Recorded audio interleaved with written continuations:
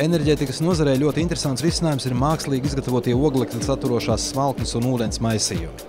Pēc konsistences un degtspējas tie atgādina mazutu. To izgatavošanā var izmantot arī vecas riepas un citus oglekli saturošus atkritumus.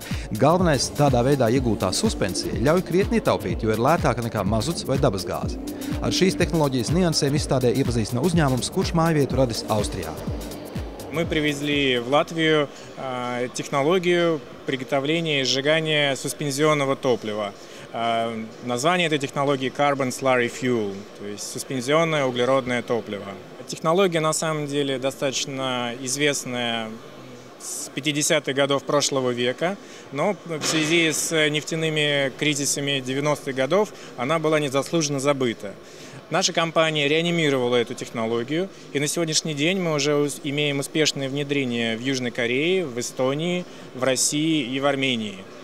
Основные преимущества технологии – это прежде всего снижение стоимости топлива, потому что можно использовать не только уголь или углерод, но и другие виды сырья, которые обычно являются отходами.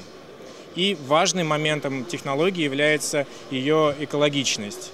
Потому что, как показали наши испытания в Австрии на базе технического университета в Граце, использование этого топлива приводит к снижению выбросов, прежде всего к снижению выбросов оксидов азота, которые обычно являются очень вредными, опасными и являются частью, например, Киотского протокола.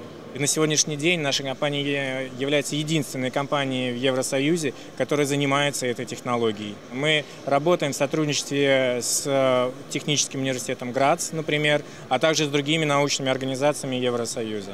Наша компания предлагает 3 основных продукта. Первый продукт – это инжиниринговые услуги, связанные с внедрением водоугольного или водно-суспензионного топлива.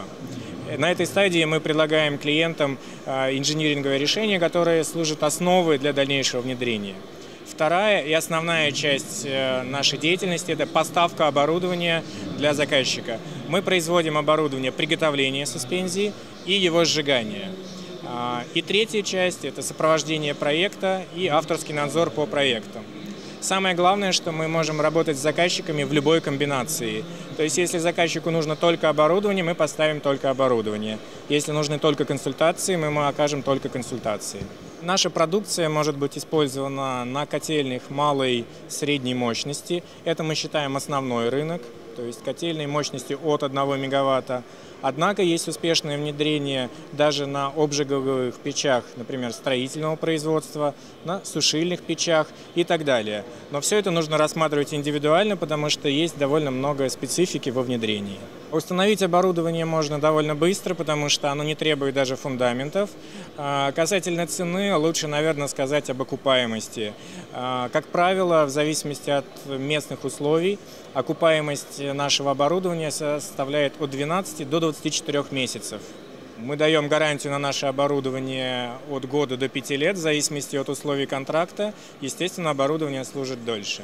Вуд, если мы делаем из каменного угля, то это получается топливо с калорийностью чуть меньше, чем 4000 килокалорий на килограмм, с вязкостью примерно 1000 миллипаскаль в секунду. И это топливо может быть легко перекачано насосами и может распыляться форсунками, например, вот такими. Это суспензия, которая продемонстрирована, как раз получена из отходов автомобильных покрышек, которые предварительно прошли пиролиз.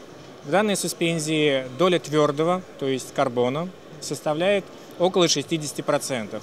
Все остальное – это жидкость, либо вода, либо смесь каких-то отходов. И именно эта суспензия была сожжена на одном из наших предприятий у заказчиков в Балтии.